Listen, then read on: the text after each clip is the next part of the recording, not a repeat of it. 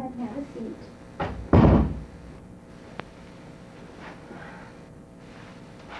How are you today? Good. Good. Okay. Well, last time we discussed on a pretty in-depth level things that are going on with your kids these days, the relationship that's kind of developed with them over time.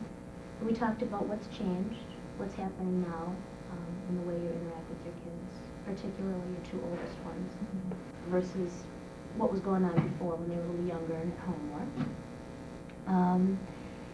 You told me that you had found it difficult to get the communication going, or to maintain a relationship with them that was comfortable and felt good, and one in which they would open up to you. Sound good so far? Okay. And also that you had sensed that they were more hostile towards you, or maybe mad, or at the very least not willing to open up to you and tell you what's going on or how they're feeling. And that you'd like to redevelop that communication with them and be able to get them to tell you what they're feeling about you and about things. How does that sound? Okay, okay. I would like to ask you first a couple of questions that I think will get the ball rolling and kind of clarify some things for us in terms of where we're going to go with this, and then maybe try an exercise where we can work together to learn some techniques that might help you communicate better, particularly with your two oldest, Kevin and Amy. Does that sound good? Okay, okay. First off, I know we've kind of gone over this a little bit, but in the past, when situations have arose where the kids, say Amy or Kevin, have been hostile towards you, or have been mad, but they haven't been willing to open up and tell you why, what have you tried out to get them to open up and talk to you?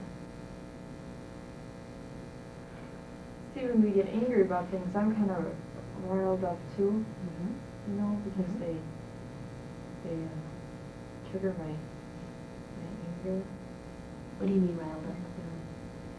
They get me all kind of anxious and kind of fiery, like I'm just gonna explode, you know. And you know, when they start smarting off or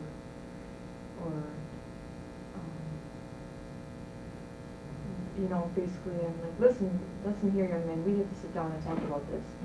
But you know, they don't even go for the phone voice thing. They just think I'm going right around the corner. I'm doing. Amy's thrown fits before where she's throwing herself down on the floor and puts her legs up against the cabinets and keeps kicking and kicking until I finally send her to her room, which is where she seems to be more happy when something like that comes about, you know.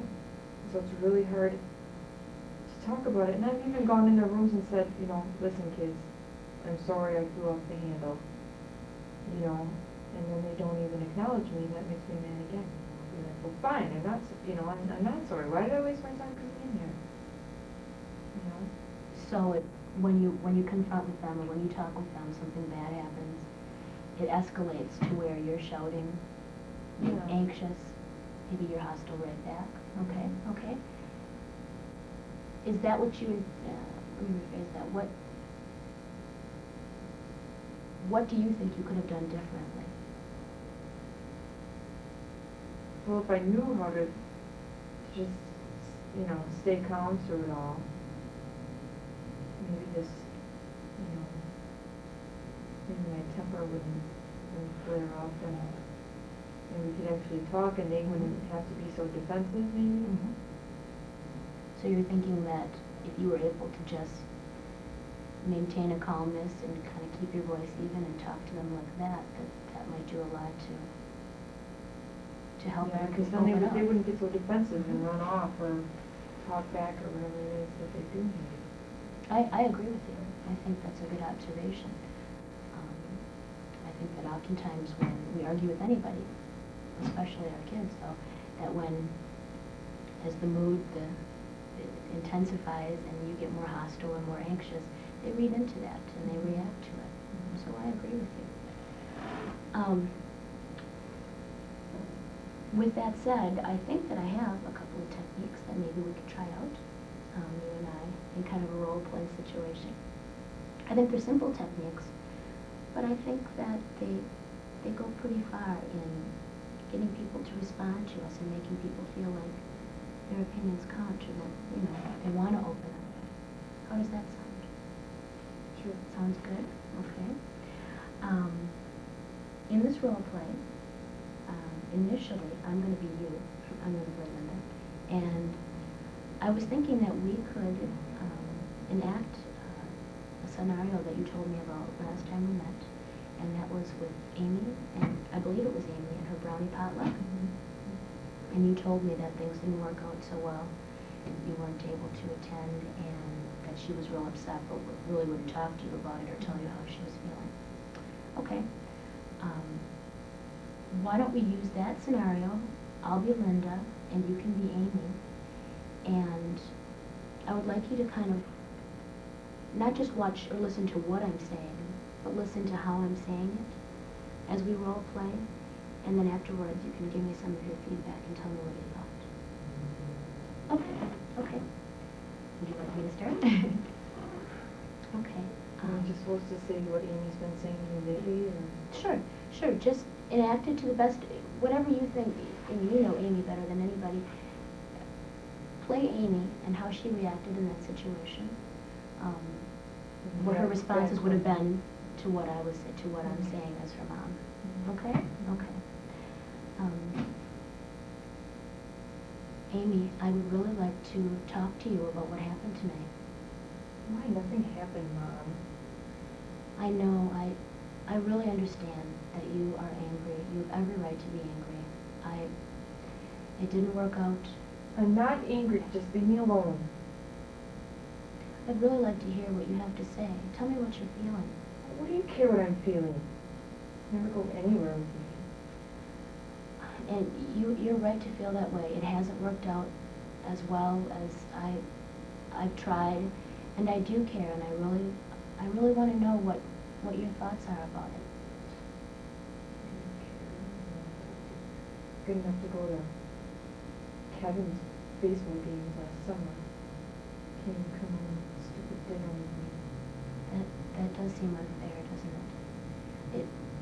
It wasn't meant to be, but you're right, it does seem unfair, and I'd like to talk about it. I'd like to hear what your opinion is. I don't care, you're stupid, okay? Just leave me alone. Can you tell me what's going on? I am really sorry. You are right to be angry, and tell me what I can do to make this up to you. Give me an idea. We'll go with what sounds good to you. You will stop. Okay. She's never gone further than that. I don't know how she would react if it was anything positive. I know what you mean. Tell me what you at least think that I was attempting to do, or what did you see in my communication style? You're trying to show that you understood how she felt. And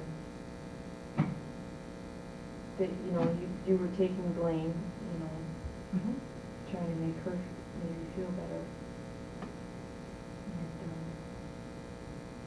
And she can be a real snob.